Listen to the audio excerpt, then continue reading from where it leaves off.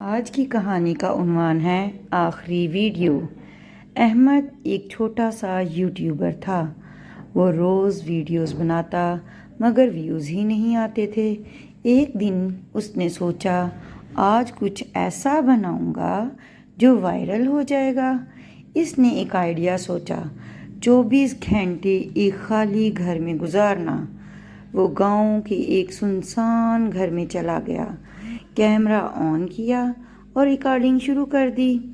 شروع میں سب ٹھیک تھا، وہ ہنستا رہا، باتیں کرتا رہا۔ پھر رات ہو گئی۔ اچانک اوپر والے کمرے سے آواز آئی، دروازہ کھولو۔ احمد ہنسا، یہی تو کنٹینٹ ہے۔ وہ کیمرہ لے کر اوپر گیا، دروازہ آہستہ سے کھولا، کمرہ خالی تھا۔ وہ نیچے واپس آیا، اچانک اس کے کیمرے نے خود بخود ریکارڈنگ شروع کر دی۔ احمد نے حیران ہو کر فوٹیج دیکھی۔ ویڈیو میں وہ خود سیڑھیوں پر کھڑا تھا مگر حقیقت میں وہ نیچے تھا۔ اس کا ایک دم رنگ اڑ گیا۔ پھر کیمرے میں ایک اور منظر نظر آیا، کوئی اس کے پیچھے کھڑا تھا۔ احمد نے فوراً پیچھے مڑ کر دیکھا، کوئی نہیں تھا۔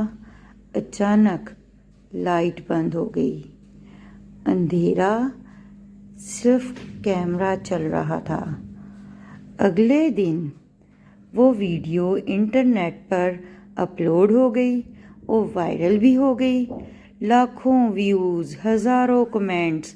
مگر ایک عجیب بات تھی، ویڈیوز کے آخر میں 10 سیکنڈ میں احمد کی چیخ سنائی دیتی ہے اور پھر کیمرے میں وہ نظر آتا ہے مگر اس کی آنکھیں سیاہ ہوتی ہیں اور وہ مسکرا رہا ہوتا ہے۔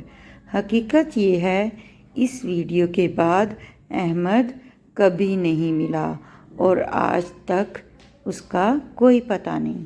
جو لوگ وہ ویڈیو دیکھتے ہیں انہیں رات کو ایک ہی پیغام آتا ہے، اگلی ویڈیو تمہاری ہوگی۔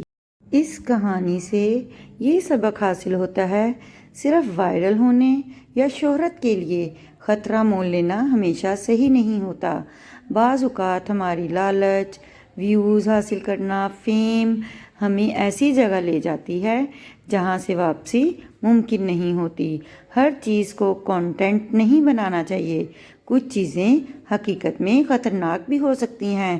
شہرت کی دوڑ میں اپنی حفاظت اور حقیقت کو نظر انداز نہ کریں۔